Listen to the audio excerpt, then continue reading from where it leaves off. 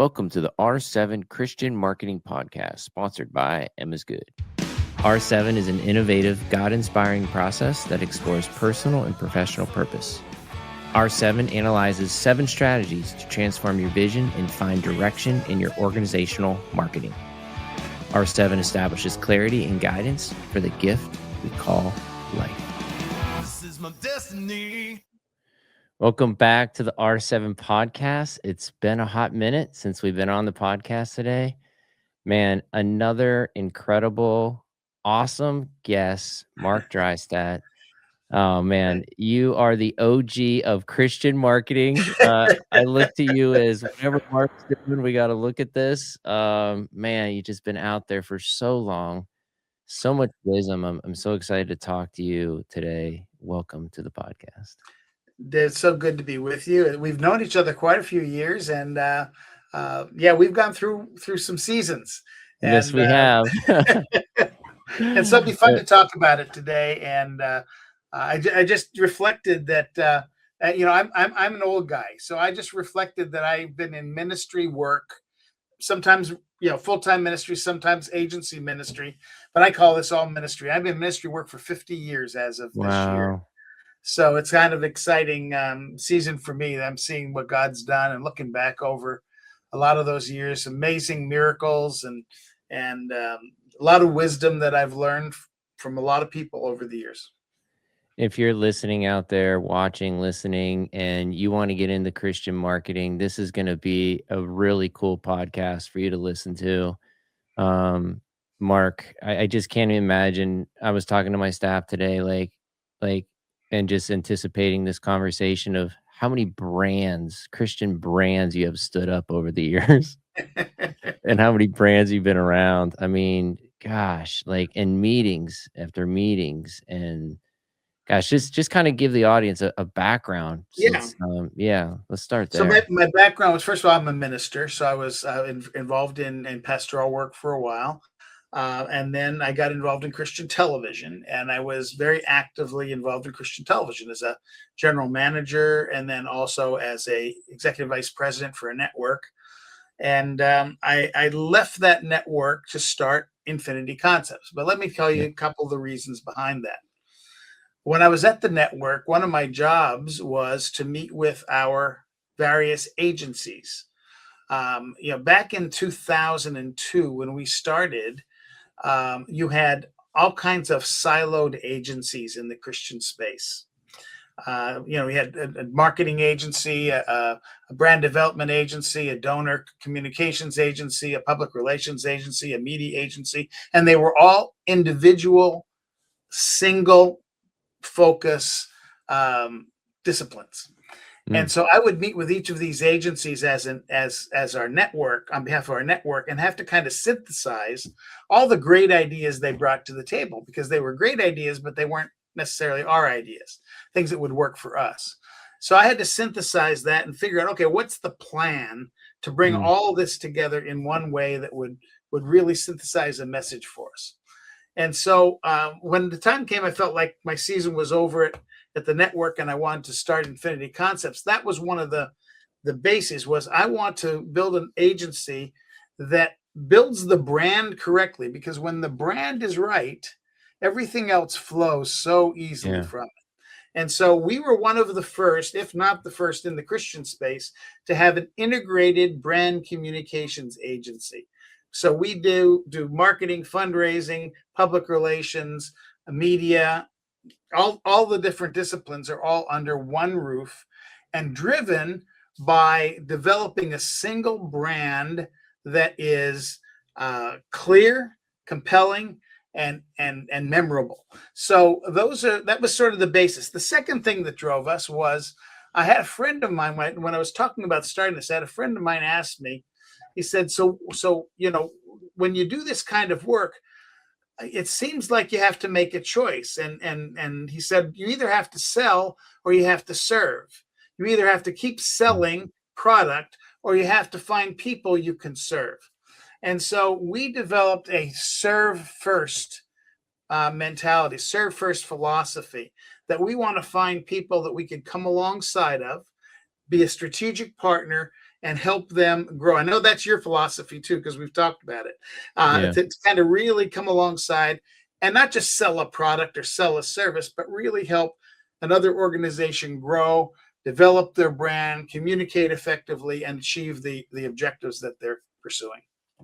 There's so much wisdom in that, and I think that, we too, like, love to build trust with the client and know Mhm, that we're with them along the way. mhm. There's just so much wind out there, and the season just changes, and, with gosh, coming out of COVID, with what you can and can't say, what was hate speech, not hate speech, what would be optimized, not optimized, now SEO, now AEO.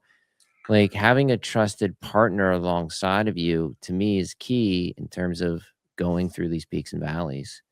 Yeah, And, absolutely. you're just not around for 50 years if you don't build that trust and serve first. If it's all about money, forget it. You're a fly Yeah. on the wall, So that's a tough hill to climb, and that makes it every day hard. But when you're serving, every day is a Yeah, joy, because you're serving the kingdom, you're serving the Lord, you're serving your clients.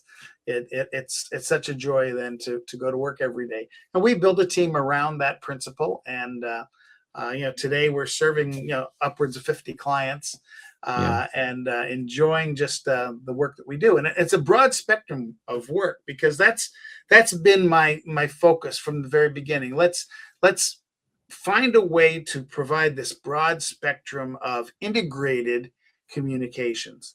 mm, So we do public relations, and we're involved in crisis management. We're involved in reputation management after the crisis, and kind of helping people with their lives back together again.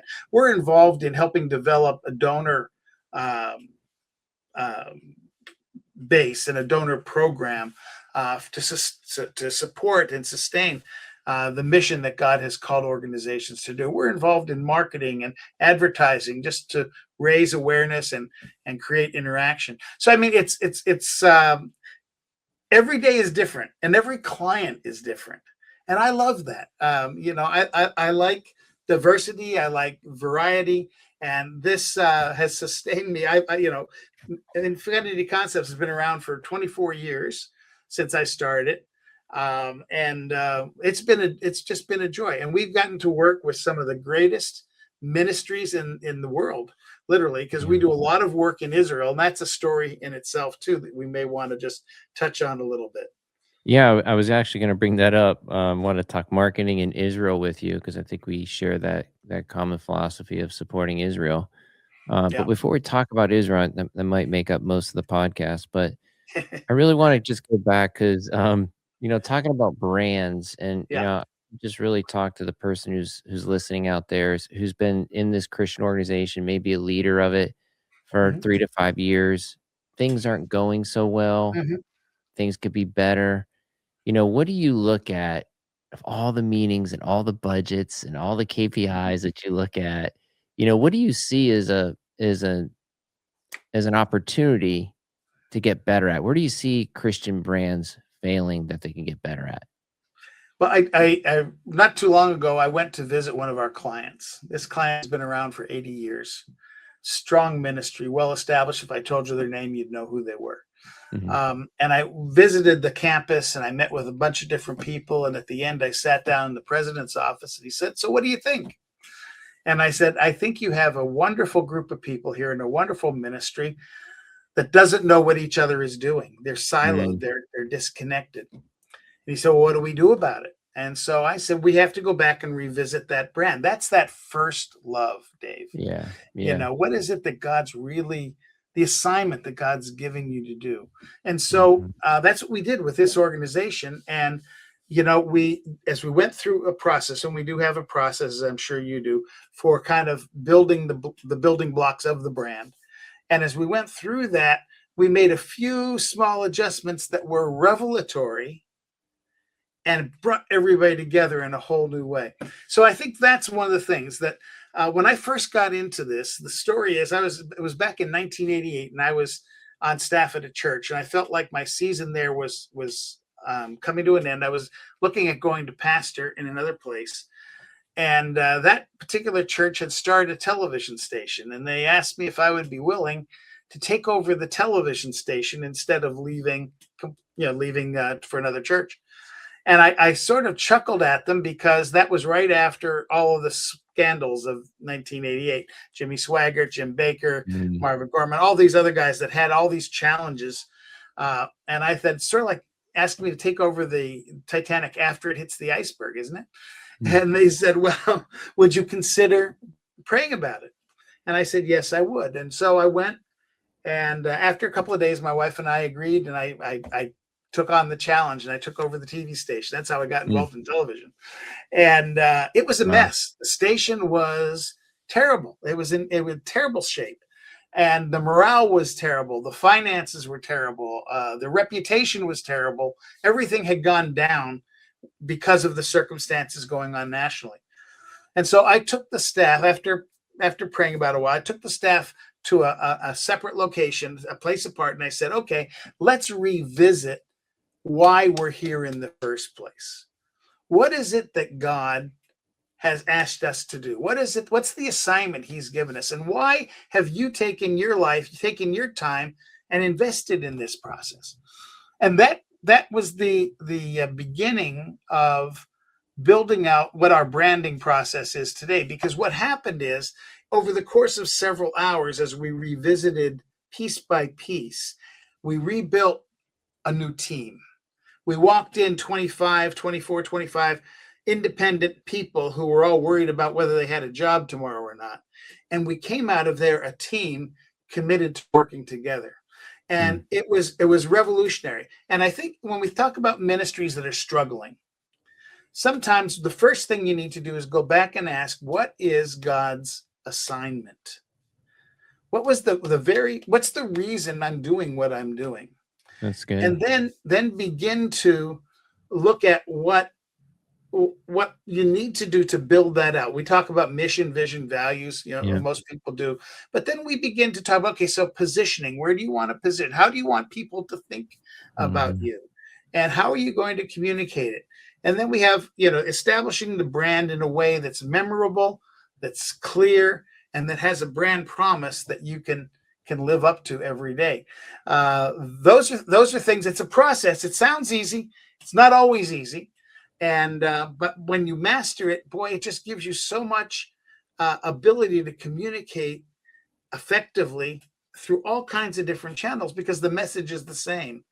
And I'll use this maybe as a moment to jump to the Israel. We don't have to stay there, but one of the greatest examples of that is when we started working with the government of Israel. We had the opportunity to represent Israel for about 6 years in North and South America.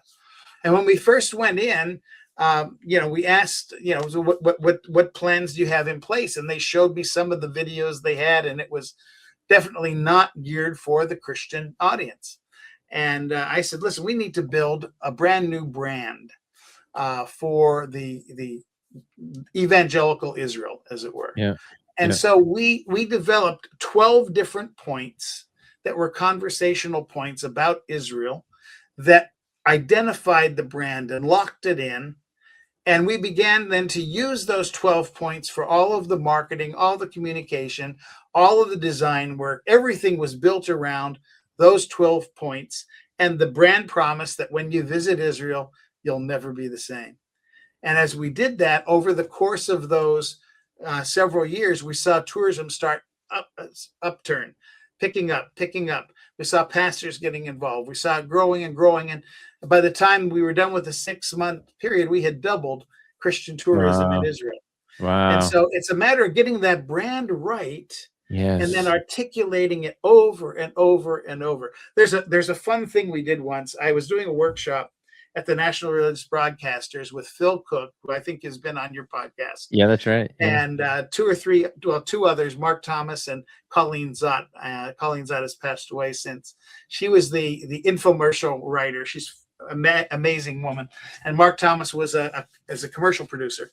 And so the four of us were doing a workshop on a Saturday. It was an all-day workshop. And my part was the branding. And so I was talking about branding Phil Cook and what would it take to brand Phil Cook. Now this is years ago before. Yeah. And I branded him the TV guy. And Okay. so we just, every time we talked about Phil, he was the TV guy. And what happened is people noticed that by the afternoon, they were calling him the TV guy. They weren't calling him Phil. It's that repetition of Yeah. something that's memorable, fun, engaging, has a point of anchor. And getting the brand right, Dave, is obviously my passion. You can tell I'm getting a Yeah. little wound up here. I Yeah. love getting the brand right, because when you do, it just is so memorable. It sings, and then it's so easy then for all that communication to flow.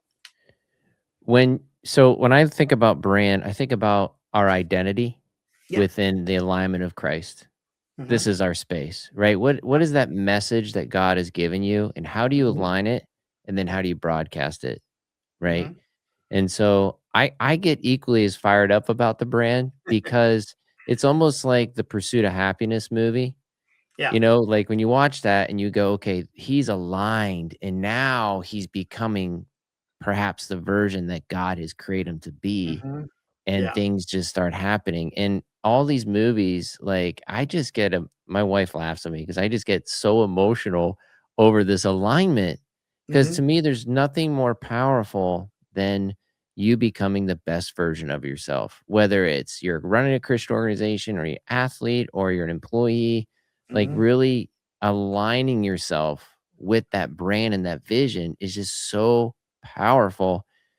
So I think we agree on that for sure. Absolutely. What are some key in your mind? What are some key, I don't know, attributes, I guess, of when it's not aligned? Because I Uh, think in some meetings you go, I'm aligned and it's just not working. We got to change the whole thing. And you go, no, no, no, no. Because I know I've been caught in that too, going, yeah, I think we need to change. And what I've realized, is there's some attributes that we didn't pick up on that we didn't align. And over the years, I've done this with personal brands that I've built. I've just kind of scrapped the whole brand and said, you know what, the market's not ready for it, and I've left because I didn't hit some type of tipping point where the critical mass could pick up on my brand, or the community around me didn't pick up on it because I didn't communicate it early and often. Can you speak to that a little bit? Yeah, there's 3 or 4 questions or comments Yeah, in there that I could go a yeah, couple different directions. So I'm trying to figure out which way to go first. I think first of all, when we do branding in our organization, we build it out of a set of building blocks that are we call them, it's your core. We talk about DNA. What are the yeah, building blocks that make you who you are? And so we build the brand out of a lot of building blocks.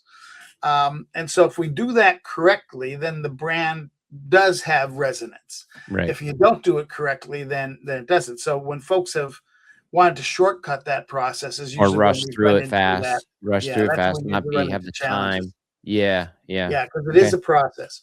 And then we have what we call branding points, that we actually have a whole printed list of potential branding points that we talk about, because anywhere the public touches your brand is a branding point. And if you have a brand that's been defined, then you have to represent that brand at every branding point. Mm, And a lot of organizations, the reason I'm going there, Dave, is because a lot of organizations never get that far. right. They'll do the branding work, and sometimes, and they'll get a nice brand standards book, and they'll get all the identity pieces. They'll have the conceptual pieces. They'll put it on their website, and then they put everything on the shelf and they go do what they do. And the brand doesn't communicate into culture. And a good brand flows out of culture, so that it's from the inside out. That's sort of what I've always been a promoter of, branding from the inside out. Learn who you are and then express it appropriately and articulately. And so when you have the cultures aligned, then you can begin to say, okay, now we got to get the messaging aligned. And so things that get out of alignment, I think, are when those check marks are not done, when people Right. don't line that up. So I think to a large degree, there's a sin of commission, there's a sin of omission. I Oh think boy. that poor branding is often a sin of omission. People don't think about it. They don't think that matters. How you answer the telephone has an impact on your brand. Hmm. How your lobby looks when people walk into your business has an impact on your brand. Yeah, if you think about places that have really, really strong brands, think about, I don't know if we want to talk about specific companies on your show or not, but if you think about, like a Disney or a Yeah. Starbucks or a McDonald's, each of those experiences, I said each of those names, you visualized a building, Yep. a place. You Yep. visualize an experience, a set of colors, a set of experiences that you've had, because I believe a brand is built on a series of experiences that you have with that brand. It's not just the logo Mhm. or the look or even what you say about it. It's based on experience. Disney, of all, probably understands that very, very well, because when you go to a Disney property, everything is aligned to the brand meticulously. Every nuance is adjusted to try to make sure that that brand is consistent from the first time you walk across their threshold until you walk out. And so that's really what organizations need to begin to think, is that the brand is deeper than just what we put on television. It's Yeah. deeper than our advertising. It's deeper than the brochure we do. It has to do with the culture. It has to do with the experiences people have. You talk about love and peace and joy, and when people call you on the phone, you're rude. It doesn't line up. Yeah. It's just thinking through, how can we create a comprehensive experience that aligns with the brand and the culture around that brand. Okay. So I can see somebody listening to us going, "All right, these guys know what they're talking about. I don't have the time. I'm just gonna throw it into Chat GPT or Claude, and I'll build my brand." What say you, Mark? Well, number one, chat AI tends to want to give you what you want it to tell you. Yep. So first of all, there's I mean, I love AI. AI is a great tool when used correctly, but Yeah. used incorrectly, it can be dangerous. And so AI tends to give the user what they want to hear. And sometimes when you're doing branding, it's contrary to what you want to hear. Right. That's right. And that has been oftentimes a very difficult moment, Dave, when I'm talking with a client and we're trying to build the blocks of their brand, and they are hanging on to something that has no place there, and they get very passionate about hanging on to it. And so it sometimes you have to um, be willing to let go of things. That's part of the process. But I think using AI can be done.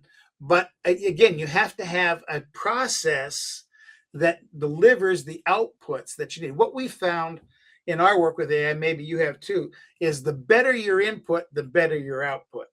And the Mhm. problem is, most people don't take time to develop the output, to the input, to the level it needs to be developed to give them a proper output. Does that make That's sense? really good. That's really good, Mark. I totally 100%. We use AI almost every day at our agency, Mhm. and you're so spot on. I was kinda getting to the point, like, if you're listening to this, you can't do your brand by yourself. That's No, where I'm at. Like, you just can't. You it need takes an somebody who objective understands. It takes viewpoint. objective, it takes some pushback, it takes a set of questions that you're not even thinking about to Mhm. really build out that brand thoroughly. And so, having the wisdom of you and your agency is a great starting point to really understand your brand and recalibrate and be ready to pivot. Because if you could have gotten yourself where you needed to go, you would have been there, and you're Yeah, not. yeah, So you need somebody to come in and give you a better yeah. view.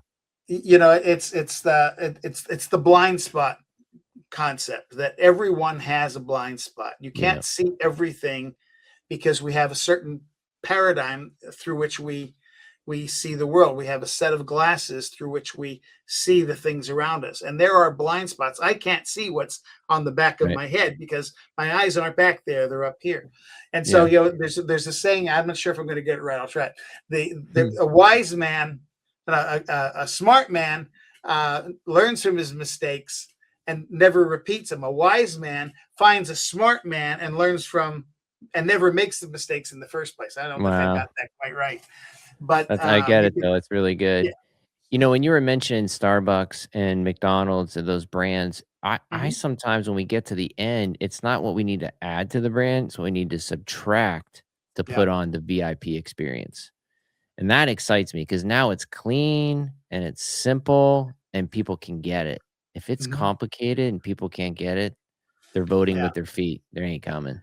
We call that reducing the cognitive load. Yes. And if you're going to have, when a lot of people come to us with a very high cognitive load, they have this whole big picture that they've built, and that's important. But what you're communicating needs to be simplified and clarified. We're working with one client right now on some communication issues, and I showed them a video spot and said, "Oh, they said that's what we want. That's what we want, just like that." And I said, "Okay, that's great. Let's get your message just like that, because that one was just one line, one message, Mhm. 30-second, 60-second spot, and it drove it home so deeply. It was an emotional moment. But when you have 16 points you're trying to make and fit it into a 30-second video or 60 or even into a brochure, it's too much. You get Yeah. overload. You have to reduce the cognitive load. The second thing we talk about is you can't operate from a position of presumed knowledge. What happens is people get so comfortable with what they do, they assume everybody knows what they know. And so when they try to communicate, oftentimes they communicate at a level that goes right over the heads of the people they're trying to reach, because they have presumed knowledge. They presume that everybody understands this basic concept. This happens in academic circles all the time. Mm. The professor assumes you know certain fundamentals about what he's discussing, and if you don't know those fundamentals, it just doesn't Right. compute. And so when you're talking about marketing, you have to be careful to reduce cognitive load to the appropriate level for the medium you're using. And you have to make sure that you're not using presumed knowledge to get to that point. You have to make sure that you're covering the bases, that someone who knows nothing, who is coming into that communication space with a blank slate, can get the message that quickly. Now that takes work. Takes a lot of work, a lot of A/B testing too. Yeah. Um, so before we move on to Israel, because I do want to get there, just want to Okay. chat with you about persona. You know, Mm-hmm. you've got this brand message. You feel like you found the tip of the spear in your messaging, right? Mm-hmm. Um, you're going after it. Like, how much do you put into the persona or the avatar of who you're reaching? It depends on the client. Some Yeah. clients, that's important to identify who the target audience is, because there's some uncertainty about who that audience is. And so when that's the case, we certainly do that, and we've created, a number of different personas that actually define the type of person, and that helps um, with that communication. There are other clients that we know that they're looking for a more of a broad brush, certain evangelical group, or I was just gonna say that. and so Yeah, that's not as critical there. So now we're looking more for values base as opposed to persona base. that's good. So Yeah, we take both ways, but um, it is critically important to know your audience and to speak to your audience about the thing that's going to resonate with them. So, like when we were doing Israel, again, bridging to Israel just a little bit, we were doing yeah. Israel. We defined America as a group of different segments. There are Jewish Americans and American Jews. What's the difference? Some Jewish people who live in America are practicing their faith. Others are simply Jewish by heritage. So those two groups are defined separately. When we talk about Christians, we define them by, those who are, well, Catholic was one group. And then on the Protestant side, we broke that down between mainline and evangelical, because the language is slightly different. And so we have to define that correctly. And then who within those groups are the ones who are going to be most responsive. And so that's where the personas come in, where you're defining what they're like and describing them. And yeah, the other thing that we can do with personas, Dave, that is we have a tool that we use. It's kind of fun where you can take a database of like a ministry, for example, could take a donor base of their best donors, and we can put it into our tool, and it will develop a persona for the database and profile them that says, 70% of your donor base are people like this and 30% people like this. And that helps with the marketing and the targeting and the messaging as well, once you understand who it is that's already responding to you. So Yeah, as a follow-up, fascinating. we need to get the tool out there, and if I can help you in any way to market that or broadcast it, let me Called know. Target Engine. We love it. Yeah. Target Engine. All right. That's awesome. Yeah, let's talk about Israel now. And so your love for Israel started when? Really, partly when I was a kid. I mean, I fell in love with the stories of the Bible and always wanted to go. So that was Okay. the desire to go was from the time I was a kid. But I fell in love with the land and people of Israel in 1993 on my very first visit. I was at a television station at the time, and I had a daily talk show. And the government of Israel reached out and said, "Would you be interested in coming and doing some shooting some footage over here and doing some programming?" And so we talked about it, and I finally accepted, and they allowed me to come with a cameraman. And so my cameraman and myself went to Israel, and they gave me a guide and a driver. And they said, "You're here for the week. Go where you want to go. Do what you want to do. Shoot what you want to shoot. Just tell the truth." That was the only guideline they gave me. Wow. And so we traveled all through Israel, met wonderful, wonderful people, and began what has been now a multi-year journey, multi-decade journey with the people of Israel. And so that was where it began back in 93. And I took tours. I've taken, I don't know how many dozens of tours to Israel. I can tell you, I've baptized over 100 pastors in the Jordan River. Come on, which is kind of a fun thing. Yeah. That's incredible. So it's, wow. When you're there in the Jordan River, many people want to be, some are being baptized the first time, most are being rebaptized. And so there's, so the pastors were rebaptized because they were already baptized. But so it's been exciting. And then, representing the government of Israel happened in 2006. Okay. And through 2012. And that was when we were able to double the tourism and see God do such wonderful things. And, right now, of course, they're going through some challenging times, but I believe that, peace is on its way. And when it does, then, folks will be returning, I'm sure. But as we were working with that, I think we built a lot of trust with the Jewish people and with the Israeli people.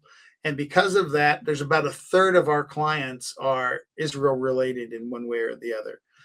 So it's a very deep relationship that we continue to have with the land and people of Israel. And I do love the land. I do love the people. And I believe that they're folks who has God's heart, Amen. We just came out, I think it's been about 6 months now, but we just came out of a very big quantitative and qualitative study about how evangelicals perceive Israel. Okay. We did an assessment of 1,017 evangelical Christians, quantitative study, and asked them a series of questions on how they perceive Israel. And it was very interesting, to say the least, on where that landed.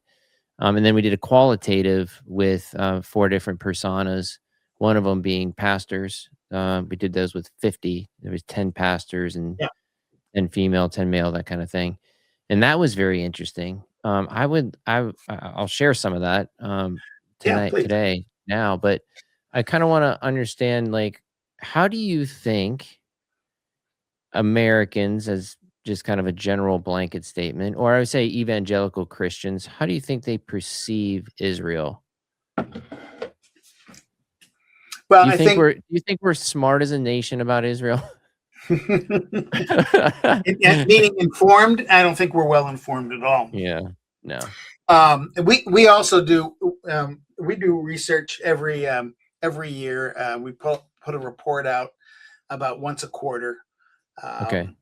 Which, by the way, we just put a report out about evangelicals and Christian media, which is quite fascinating.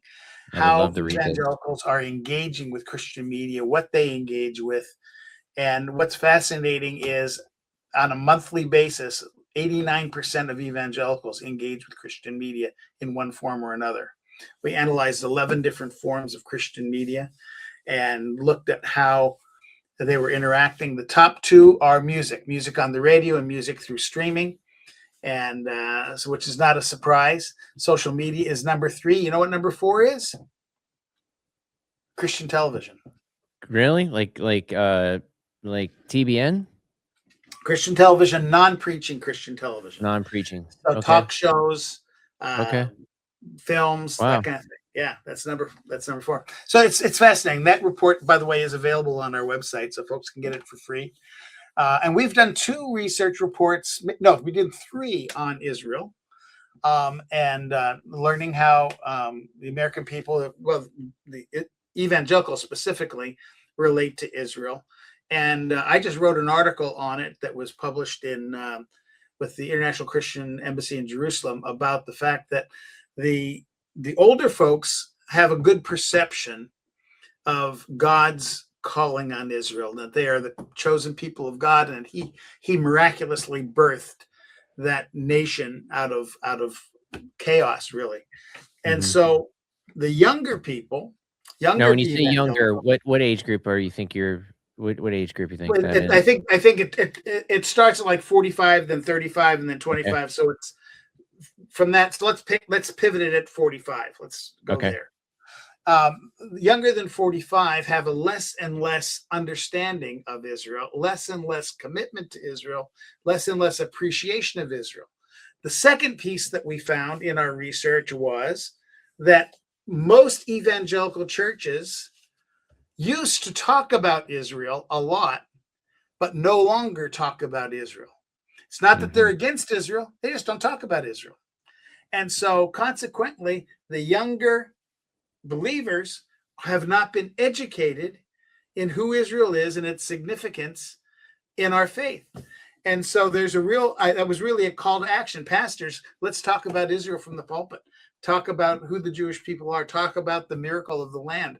And listen, with everything that's going on in the Middle East these days, it's a perfect time to talk about what God is doing and what God has done and what he's going to do.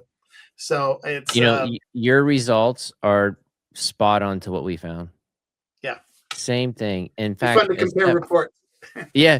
A step further, it's interesting, when asked if a pastor would talk about Israel, they elected not to. They said, no, I would not do it. And the follow-up question, this is in the qualitative side of it. The follow-up question was why? And it's because they didn't know where they stood. And so they didn't want to, throw a lightning rod down the middle of their congregation, which hurt me, Mark. Yeah. That hurt me.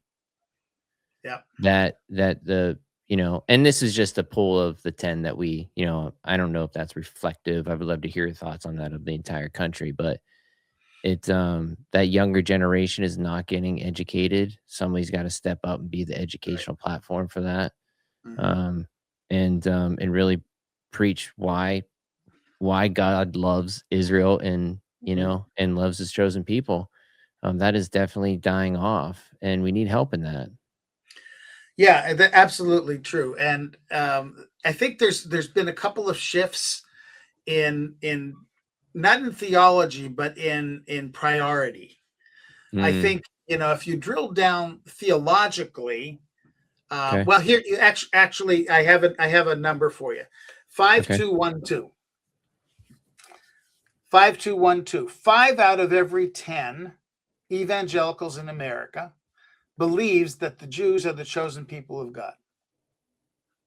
Okay, say that again. 5 out of every 10 evangelicals in the United States of America believe that the Jews are the chosen people of God and have a special place in God's plan. Okay, got it. 2 believe that the church has now become the chosen people, that they've replaced. In other words, replacement theology, supersession. Replacement theology.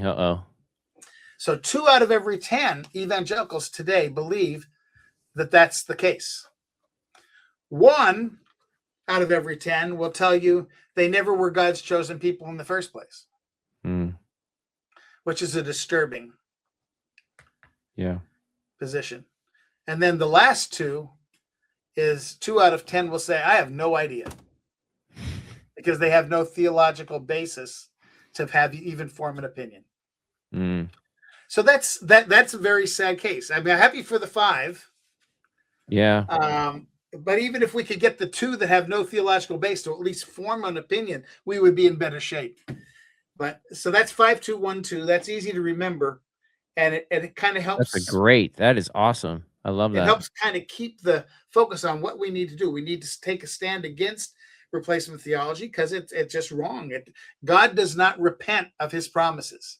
When God gives a promise, his promise is forever and eternal. And he doesn't repent of that. And he made a promise to those people, to the Jewish people, that has not gone away. Now we get grafted in, and we get to be part of his promises too, but it doesn't mean he's taken it away from them. That's a whole different theology. So, in the donor acquisition side of things, your 5-2-1-2, which is beautiful. If you're listening to this, go back and study that. That's awesome. In your donor acquisition, do you find that that falls pretty in line with, kind of the numbers of people you need to reach in order to get them to donate? And then, I guess the back side of that question is to keep them donating. Yeah. I think that's probably true. Not everyone who is a donor, an evangelical donor, supports Israel. It is a subset. And I think that proportion might even be a little less than 50%. I would say it's maybe more like 30% that actually put dollars to their beliefs, and we'll get involved with giving. But we have been involved in raising a lot of funds for Israel. I think last year we raised over $9 million specifically for Israel. That's awesome. That's kind of fun. I won't put you too much on the spot. I've put you on the spot today a lot, and you've been great. In the terms of the messaging and people giving, like, what do you think evangelical Christians resonate most with? That, obviously, the war, is it's sad, but it's people give in wartime. But outside of that, what do you think resonates with evangelical Christians in terms of them giving? What we actually in the report, I don't have it handy, but in the report we do detail that specifically. They give to help people in need. So those who are needing of humanitarian aid. So humanitarian aid, I was just going to say that. Yeah, those who are in need of medical aid. One of our clients is Magen David Adom, which is the Red Star of David, the equivalent of the Red Cross in Israel. And that's one of our largest clients. People give generously to help provide ambulances and first aid, first responders to the people of Israel, because that's really a passion to help the people in very practical, pragmatic ways. So I think the 2 of those fit together, because you have humanitarian aid, feeding and medical help, and then you have first aid response, that kind of thing. And then I think you have those that are interested in the spiritual Israel. How can we support either the Christian community or the Messianic community? How can we support the introduction of Jesus? And I don't want to say evangelization, but you know what I'm saying, that introducing Jesus to the Jewish thought. And so that's a big part that people will support. I think the sad part is, and I think this is starting to change, the hardest one we've had over the years is getting people to support anti-Semitism, fighting anti-Semitism.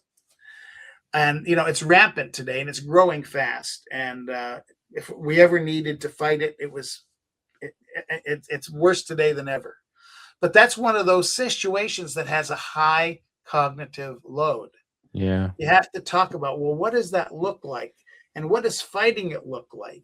And if you give money, how is that fighting it? I mean, it's just one of those things that's hard to address. But, the fact is, if we don't fight anti-Semitism, it's going to become anti-Westernism. And so there's very strong reasons to support it. But yeah, so there are differences there, Dave. Some things the evangelical world, the Christian world, is much more resonant about than others. And I think that's also true with U.S. charities and U.S. Ministries as well. Certain ministries are much easier to raise money for, as it were, than others. Others just, and a lot of it has to do with defining your message clearly and getting your brand right and all of that. That really, really, really helps. But then also just that whole cognitive load piece. If some ministries are more complicated, then it's almost the strength of that financially is almost looking for larger donors that you can take more time and explain the vision in more depth. They're going to be more likely the funders of those kinds of organizations.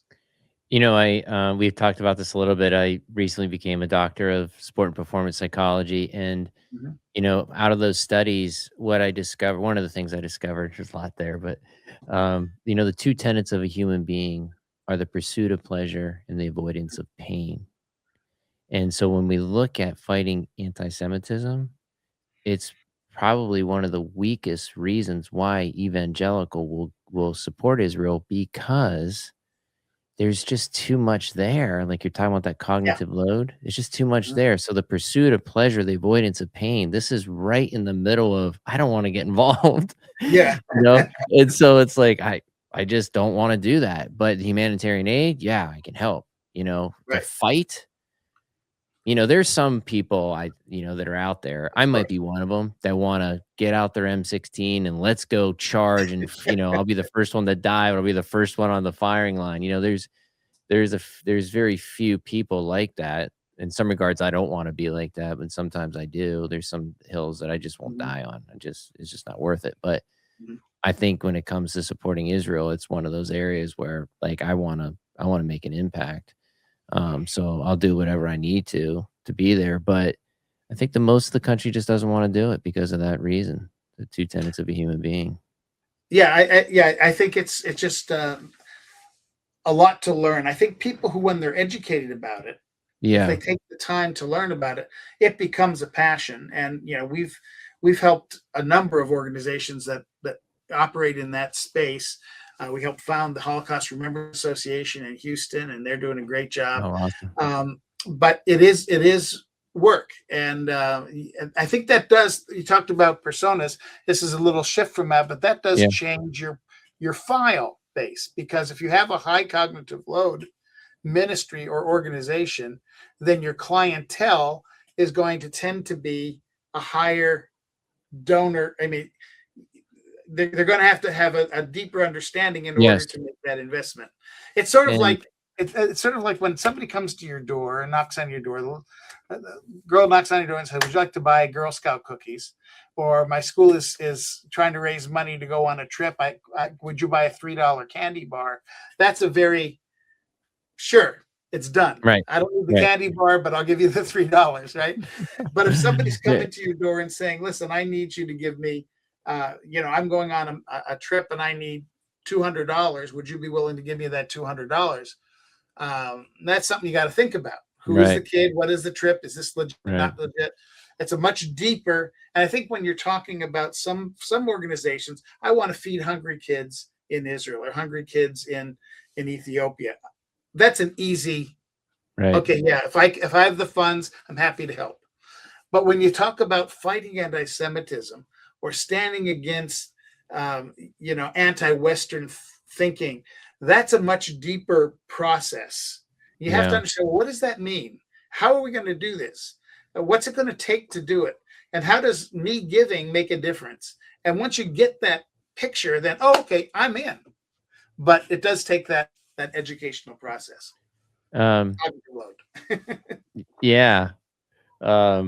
Okay, so this is a personal question, so this is not reflective of your clients. Some of your clients will be watching this, Who do you think's responsibility it is to educate the next generation of evangelicals? Is it the church? I think I put it on the pastors. I think it's on all of us, but I think obviously it's all of us, but it's a pastor. Pastors have to lead the way, and that's why I wrote the article I wrote. I'm happy to send you a copy of it. Okay, yeah, I want to read it. Yeah. Yeah, it's just a challenge that, we see the trend, and so we can reverse that trend, but it's going to mean pastors have to take up the challenge and say, let me bring Israel into the context of my presentation, of my message. Yeah. Yeah. It doesn't mean you have to change the focus of your ministry at all. It's just putting it into context. It makes all the difference in the world. Mm. So, and I think that's true. We're talking about marketing and branding. I think Yeah. I'm going to take this back around the circle here. When it comes to marketing overall, you want to raise. Why do you do public relations? To raise awareness. Why do you want to raise awareness? So that it's on top of people's mind. When it's on top of people's mind, they tend to be more engaged. They tend to be more willing. They tend to be more participant. They tend to be more likely to give or to buy or to participate. And that's really what marketing is all about, at least from my perspective. It's creating engagement. And so what do we need to do to create the engagement? Sometimes that's education. Sometimes that's challenge. Sometimes that's communication. But it all has to be done in a way that creates a resonant message. A lot of the Israel folks that we work with, they come to our company because we have experience in taking an Israeli position or Israeli charity, an Israeli need, and putting it into language that resonates with the Christian community. And putting it in the framework that it makes sense. And so that's why so many, I think, come to us and we work with them, because we're able to take their heart and match it to a Christian heart. That's powerful. If you could, I think about this all the time, like in terms of what you do, and again, you've been at it for a long time. If you were to strip away the word marketing, Yep. what word would you replace it with? What do we do, Mark? A word, I think it's we generate engagement, but I think what we do is we facilitate. And that's not a good word. I don't like that. Yeah, we have a magazine called Captivate. Okay. And that would be probably the word I would drift to. Captivate. Captivate. The whole, I think, whether we're doing donor work, whether we're doing marketing work or branding work, the idea is that we want to captivate someone's heart, captivate someone's imagination, captivate Really good. someone's interests or goals or desires. And that's what marketing, branding, fundraising, public relations is really all about. It's captivating hearts. And in some ways, you're captivating your own heart of what God's got for you, Sure. right? You're aligning yourself. Yeah. So on the broadcast side, it works, but on the internal side, I've always thought about planning. Marketing. Like we plan. What am I doing? Where am I going? How am I getting there? I think I like captivate better than planning is kind of boring. But we have to plan. Oh, absolutely. Yeah. It doesn't, good brands don't just happen. Good marketing doesn't just happen. Good communication doesn't just happen. You have to work at it. A good athlete doesn't just happen. It happens because they train. They have to have natural skills, certainly, but there's also training and coaching and development and all that goes into making a high-level athlete. Same thing is true, I think, when we talk about a ministry. The brand doesn't just happen. The messaging doesn't happen. The donor program doesn't just happen. It's a matter of training it and developing it and building it and tweaking it and getting everything humming just the right way. Yeah, and pivoting from that, if need to be. Yeah. So, this has been awesome, Mark. Any final words of wisdom out there? Like, what's next for Mark and Infinity Concepts? Like, what are you excited about right now? Well, what I'm excited about, we're kind of, but if we have 5 minutes, let me give you the whole go 5 for minutes. it. We got 15 minutes. Yeah, all right. So in 2019, or 18, 19, Facebook started playing with their algorithms. And we were using some Facebook to do some marketing. And I realized this is not going to be dependable. We can use it, but we can't lean on it. And so we started building our own media assets.